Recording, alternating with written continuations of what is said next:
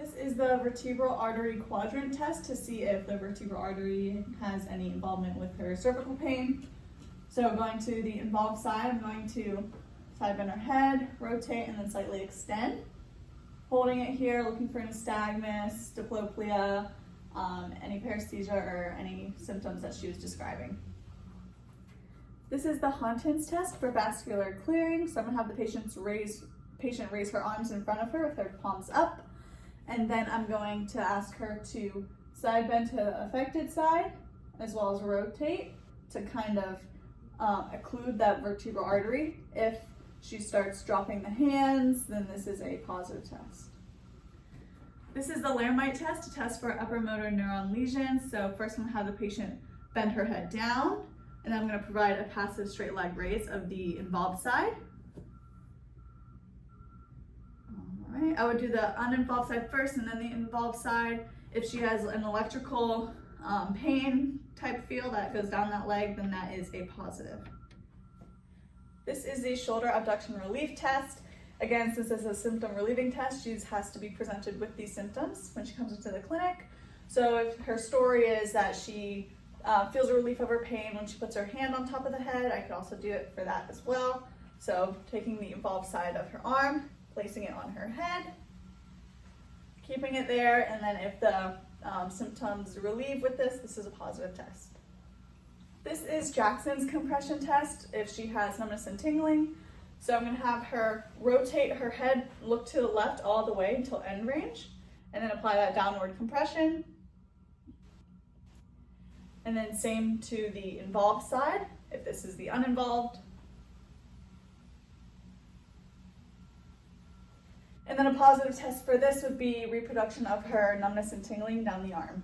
This is Sperling's compression test if she comes in complaining of numbness and tingling.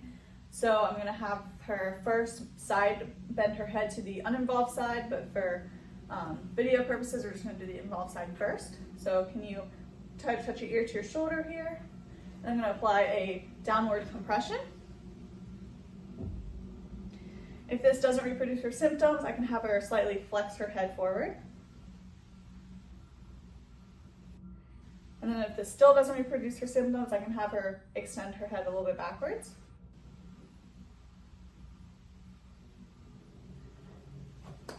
A positive test for this would be the reproduction of her symptoms. This is the distraction test if I suspect neurological involvement. So to do this, since this is a symptom relieving test, she needs to be presenting with these symptoms in the clinic. So I'm going to place my hands underneath the occiput and then lift up. And I'm looking for a relief of her symptoms.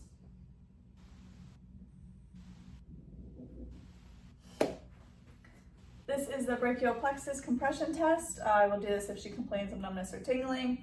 So I'm going to find her sternocleidomastoid and upper traps, and then just compress posteriorly to the clavicle. And then if she has a reproduction of her numbness and tingling with this, then this is a positive test. This is the transverse shear test to test ligamentous stability in the cervical spine. So with one hand, I'm going to find the spinous process of C2, and then the other hand, I'm going to find the transverse process of C1, and then provide a transverse shear. And a positive test would indicate nystagmus, diplopia, any paresthesia, or any clunk that she came in with. This is the anterior shear test to test ligamentous stability. So I'm going to find the posterior arch of C1. And then I'm just going to lift the patient's head up. And I'm looking for a clunk, signs of their symptoms such as like diplopia. I'm going to look for nystagmus, any possible paresthesia, and that would be positive. To test the muscle length of the upper traps, I'm going to have her side bend away from the side that I'm testing. Apply overpressure to that shoulder, depress it a little bit. For the levator scapula, keeping her head side bend this way, I'm going to have her look down. Same, apply that shoulder depression. For sternocleidomastoid, I'm going to have her side bend away and then rotate towards, as well as a little bit of extension which she's in, holding that shoulder depression down.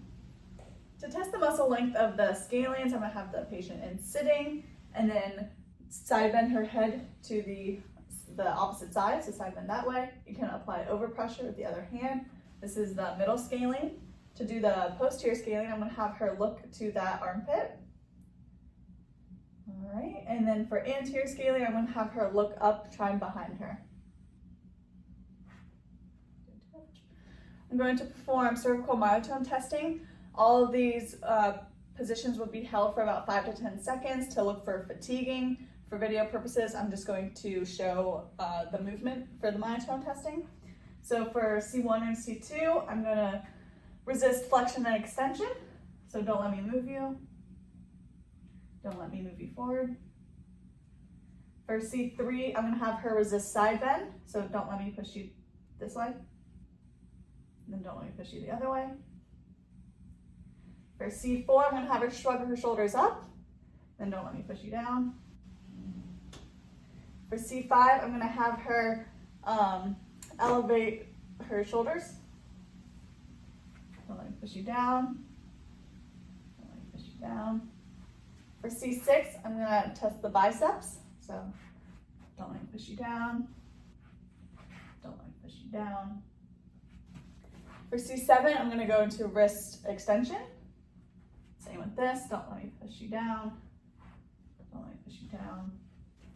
For C8, I'm going to have her do a thumbs up. Let me push you down. T1, I'm going to have her abduct her fingers. And looking for the adduction.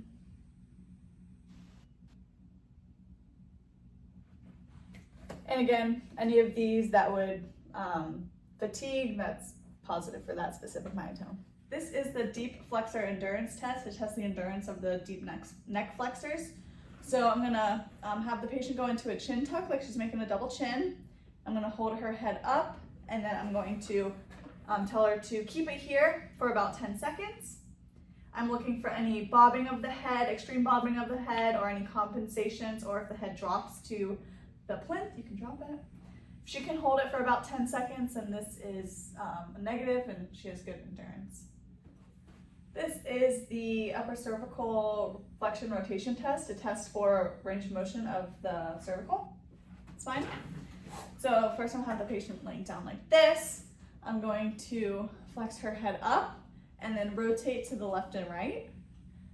I'm looking for symmetry at about 45 degrees to each side. If there's less than that, then that can indicate hypomobility. To palpate lateral pterygoid, I'm going to place my fingers intraorally and then go along the lateral edge of the external of the teeth. And then since I'm on her right, I'm going to have her lateral deviate to the right, and I should feel that activation. To palpate the medial pterygoid, I'm going to place my fingers inside my patient's mouth and then go along the inner aspect of the lower teeth and then feel for that muscle. Can you open your mouth? Okay. And then to feel it activate, since I'm on her right side, I'm going to have her lateral deviate to the left, and then I should feel that activation. So I'm going to palpate the masseter and the temporalis. So for the masseter, I'm going to find the zygomatic bone and then the inferior ramus, and then have her clench her jaw, and I should feel those muscles pop out.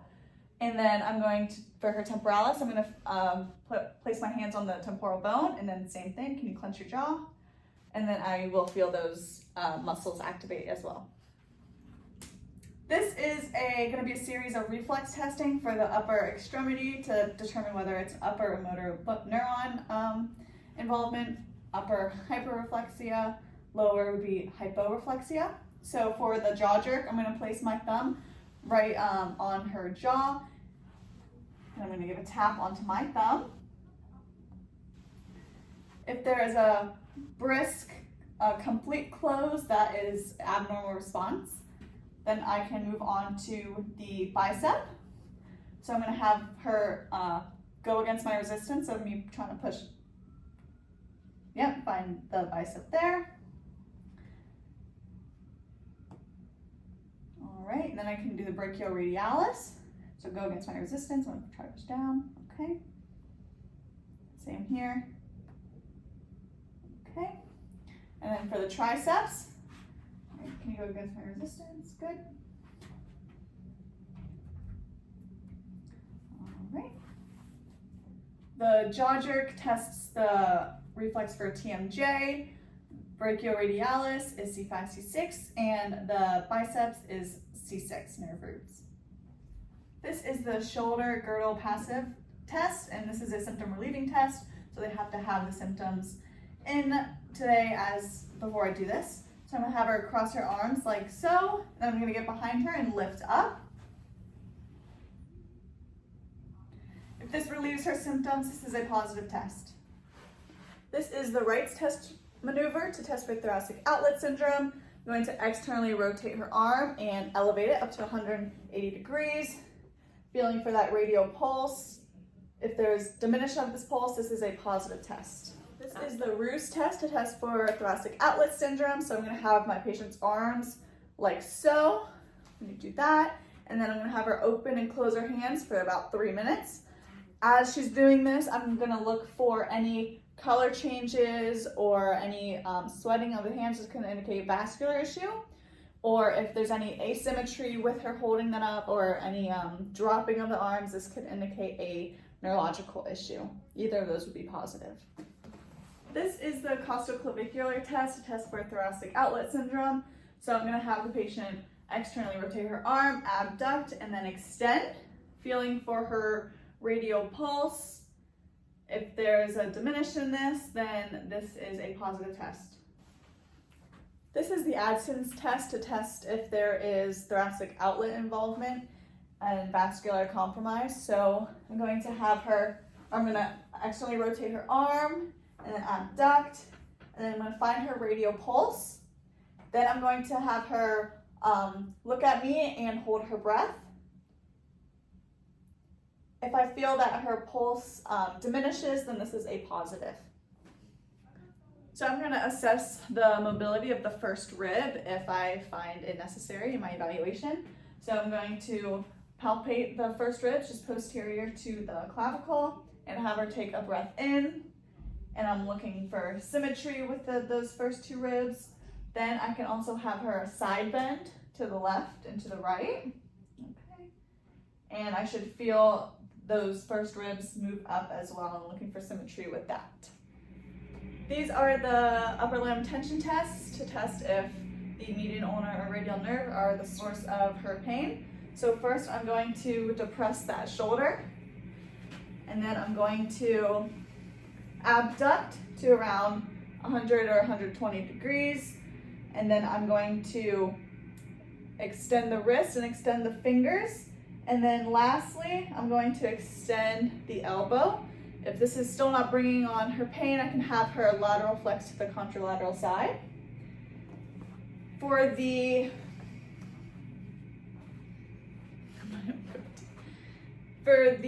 radial, I'm going to depress the shoulder. Abduction doesn't need to be as high. Then I'm going to ulnar deviate, flex the wrist, and then flex the hands, and then lastly extend the elbow. Again, if this doesn't bring on her symptoms right away, I can have her lateral flex to the opposite side. For the ulnar nerve, I do not need to depress the shoulder. I'm going to extend the wrist and extend the fingers, and then bend the elbow, and then abduct the shoulder all the way up to her ear. Same thing, if she's not feeling her symptoms, then I'll have her lateral flex to the contralateral side. If any of these tests reproduce her symptoms, that is a positive test.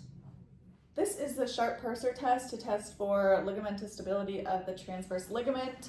So first I'm going to find the spinous process of C2, then I'm going to stabilize there, and I'm going to provide a posterior force of the head. I'm looking for any of the neurological signs like diplopia, paresthesia of the around the mouth, or any nystagmus, stuff like that. That would be a positive. And I can also do the alar ligamentous testing, so the rotational and the lateral. For this one, same thing, finding C2, spines process, stabilizing there. And for the rotation, I can provide a rotation. And then the lateral, try to side bend her. The same responses as the sharp purser test would indicate a positive test. If there is more than 20 degrees of rotation with the stabilization of C2, this is a positive finding. This is a distraction test for ligamentous stability. I'm going to grab onto the transverse processes of C1 and then provide distraction.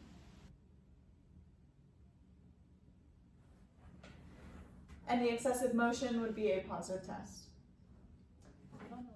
This is the craniocervical flexion test. It tests for the deep neck flexor endurance. I'm going to place the blood pressure cuff under her cervical lordosis, give her the dial so she can see, pump it up to 20.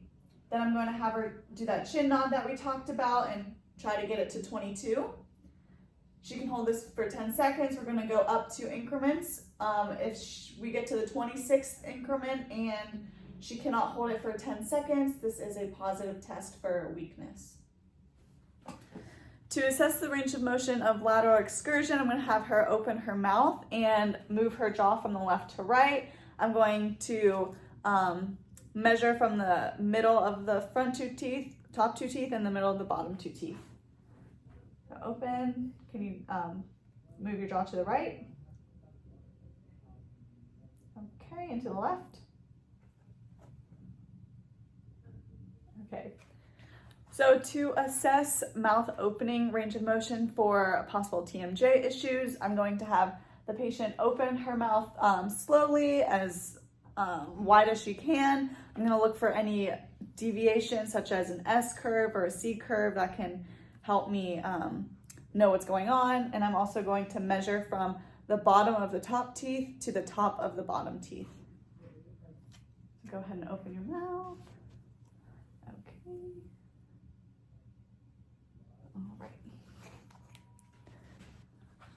So I'm going to have the patient do an OAA flexion extension just so I can assess the quality of that movement. So I'm going to have her very slightly do a chin nod and a little bit of extension just to see that movement.